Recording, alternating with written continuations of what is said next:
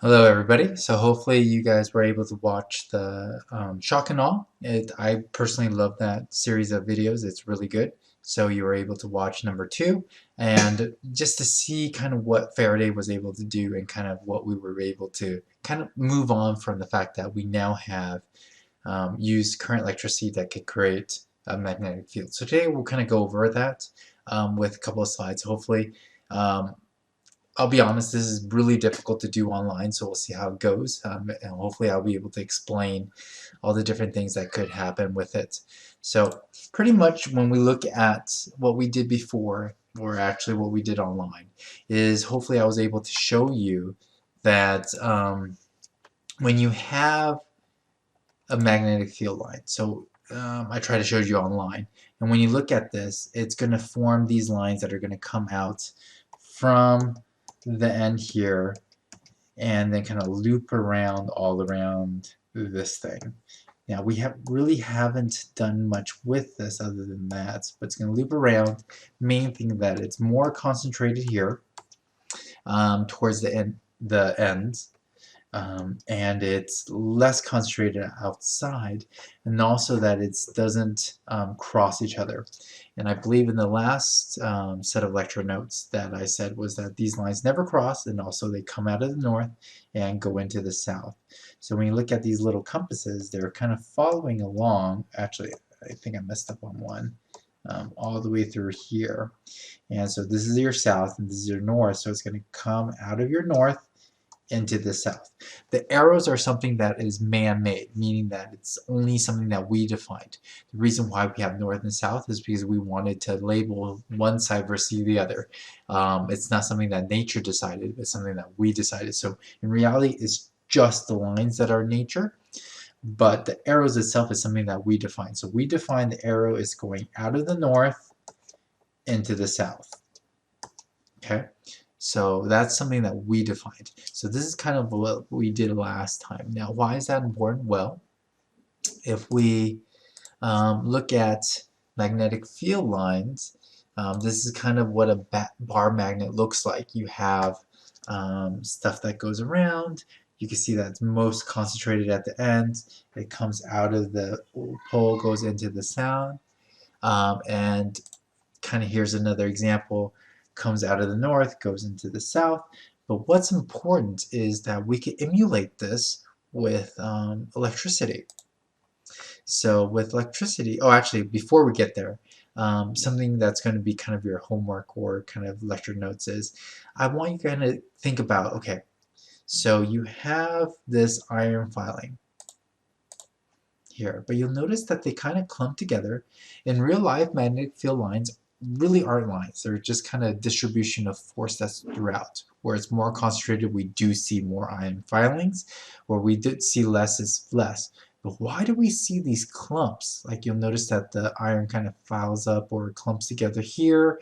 And then they kind of form lines that are actually there. But in reality, why? So what I like you to do is think about it. Why do you think they group together? Why do you think there's a gap when there shouldn't be? In reality, this should be a smooth field. Yes, it's going to be more concentrated or stronger here, but it really should be more smooth. So where do we get these clumps? Okay, so I like you to think about that. That will be the thing. Now, what I like you to do is watch this video, and I guess we could watch it together. Oh, whoops. Let's see. Watch this video, and what I like you to notice is as we're kind of going through it,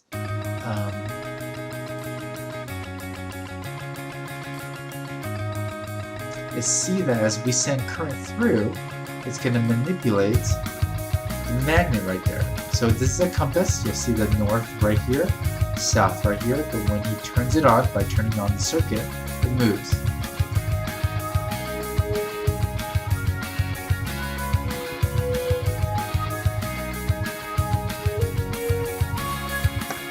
Here's a loop, which we'll talk about later, but you'll notice also as current goes through, it manipulates the compass.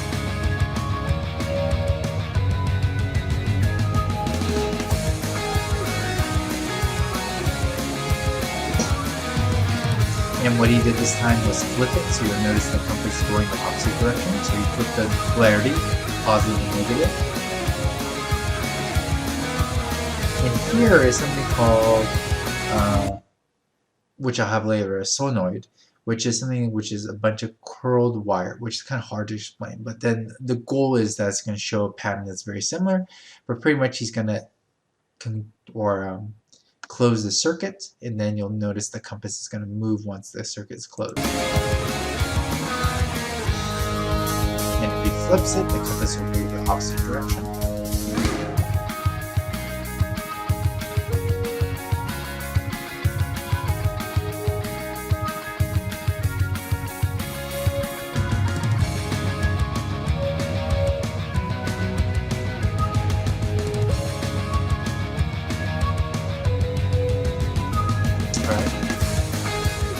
And then this one's the same thing, and I'm going to skip through this, but you can watch this a little bit later.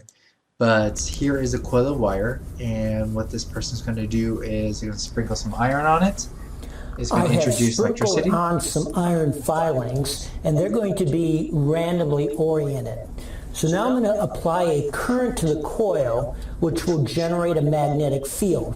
And what will happen is that the iron filings will become magnetized and rotate along the magnetic field lines, so we'll be able to visualize the generated magnetic field lines. So now I'm going to turn on the current. So you're going to turn on the current, and he's going to tap it a little bit to get you'll see the iron kind of move in the way that it should be in the magnetic field lines. So that's pretty cool. Unfortunately, we can't do that in class. He's going to do the same thing. Inside the coil, you can exit the coil. This magnetic field will magnetize the iron filings, and they will rotate and align along this magnetic field.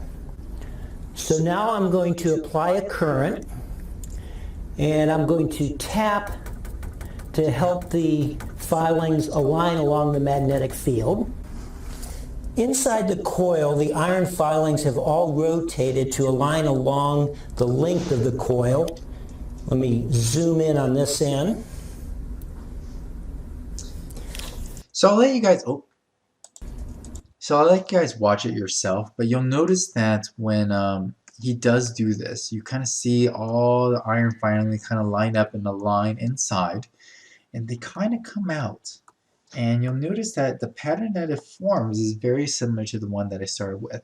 So that's the really cool thing. I believe in the video that I asked you guys to watch yesterday, the person that kind of first discovered it was I guess a Danish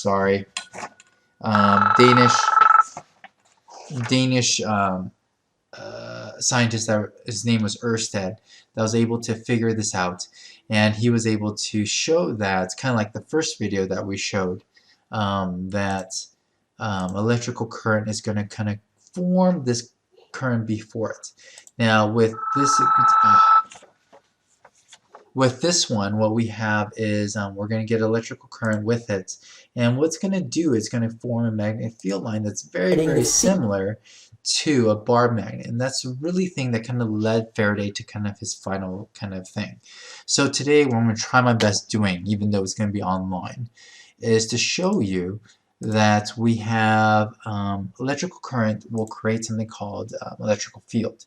So here in this picture, what we see on this side is that here there's no current. All the compasses are pointing where they should be, but with there is current, it's going to create a magnetic field around the wire itself. So that's something that Ørsted did figure out. He found out that if we sent with that voltaic pile, with that constant current that goes through a wire, it's going to create a magnetic field. This magnetic field is going to circulate around this wire. Now the pattern that it fills is something called a right hand rule. So what you could do is get a right hand. So you'll know that my hand is right and left. They do not, let me see, superimpose one on one another. So even though you could say, like, you put it like this, what you could do is even though you could put it like this and superimpose each other, they can't bend the right way. My right hand's going to collapse this way while my left hand's going to collapse this way. And that makes more sense if I have a pole. So if I have a pole here, I could grab my pole this way with my fingers on my left hand. But with my right hand, I can't grab it the same way. I have to grab it on the other side. So you'll notice that when I grab the same pole with two different hands, my fingers are rotating around the pole in different directions.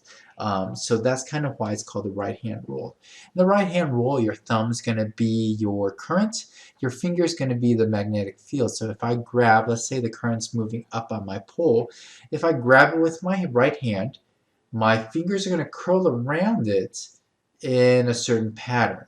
My thumb is going up and my fingers curl the other way. I can't go this way. My fingers can't grab the pole this way. No matter how double jointed you are, it can't grab this way. I have to grab it with this side of my hand.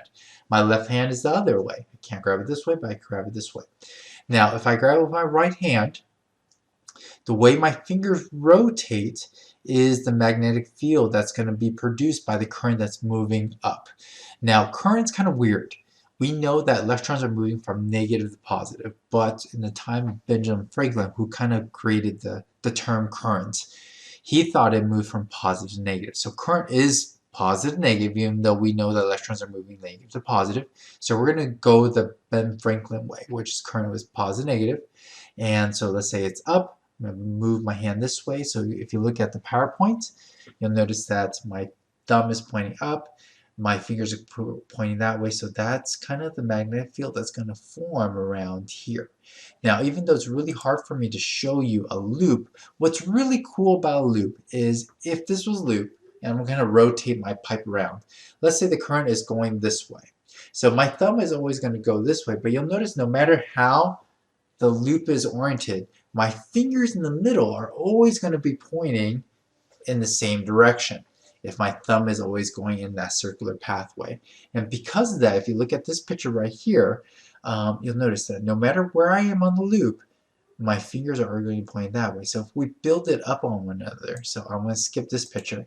If we build it up on one another, what's going to happen is each individual one is going to have a circular loop like this.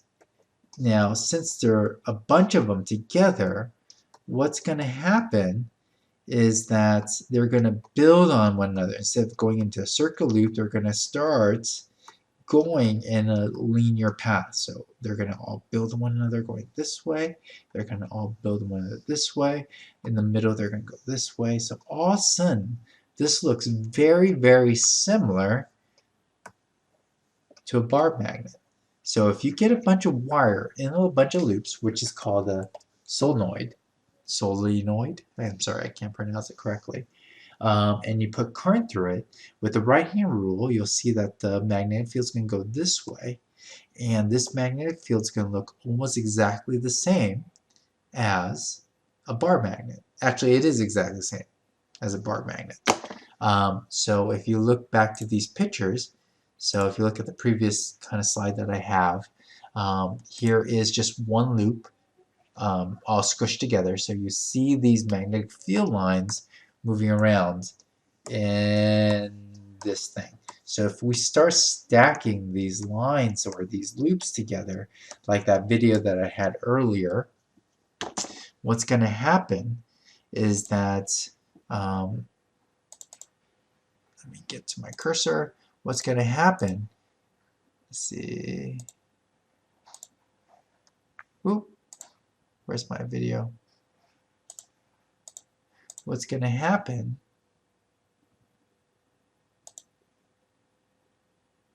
come on, internet.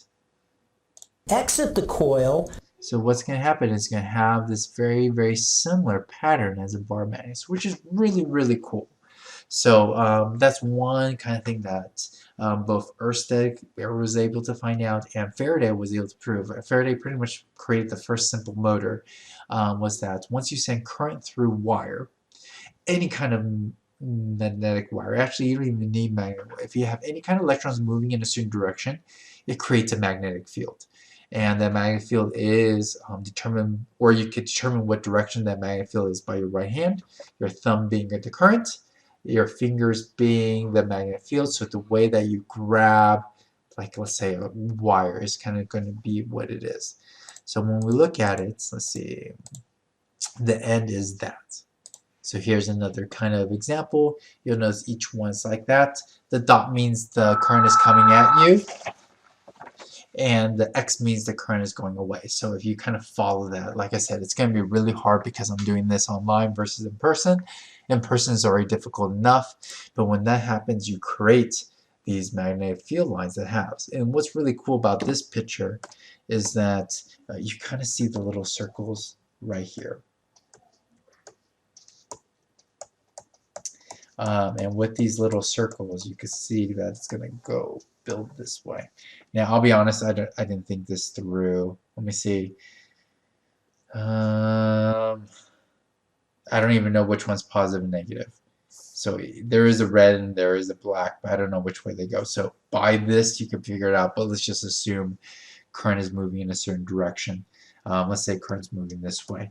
But we're going to be able to figure it out by just that. So that's really cool. That's something that both Ørsted and Faraday were able to find out. So that's something called the right-hand rule. So once again, the current is your thumb, the magnetic field is your finger, and the way that occurs, it determines that. This is kind of just like showing you that a solenoid is just a group of wire, and that's how you create a magnetic field. Is you create a you coil up wire, you put electricity through it, direct current, and it's going to create a kind of magnetic field that looks just like a bar magnet. And because of that, it can pick up stuff. If you add something in it, an iron core or a nickel core or even a cobalt core, is going to make it stronger, because what's going to happen is this current is going to align the domains inside the iron, and it's going to create a better magnet because of that. A couple of things that we're going to explore the next few days, which I'm going to try to figure out, is kind of like being able to create a simple mold. Is something that we do in our class. I'll kind of figure out what's going to do. Tomorrow we're going to explain what's going on there. Here's the same thing but the opposite direction. In this one, the coil wire is the thing that's spinning. The permanent magnet is stable. And this one, the permanent magnet is the one that's spinning. The electrical or the electromagnet is the one that's stable. And then this is something that I actually bought and made myself. Unfortunately, I can't show it in class, but a coil wire. So here's my copper bare wire, and then if you send a battery through, it's going to make it move. So those are really cool examples. Please watch the YouTubes and see what you think yourself. Your homework is answering that question: why do you think it clumps together? Why do you think there's gaps? I know this is very difficult to do online, especially this physics, but the good thing is, if you haven't heard, our SBACs are canceled, and for AP Physics, all you need is mechanics, which is stuff that we did first semester. So for us, we're just learning extra stuff that you might need to know if you take college physics in the future. So that's it for today. Stay safe. Let me know if you have any questions. I'm kind of going through the emails right now. And hopefully everything's going well for you. Like I said, this is not an AP class. This is not, and I'm pretty much prepped you already for AP Physics, so we can kind of go as fast or as slow as we need to be. I know in other classes they're kind of gunning it, kind of figure out what we need to do, even though AP tests are technically take home. Things are a little bit different now. So let me know if you need me to slow up or speed up or slow down. Just in the comments and stuff, or even send me an email and I'll try to accommodate that way. So stay safe, best of luck, and I miss you guys. All right, take care.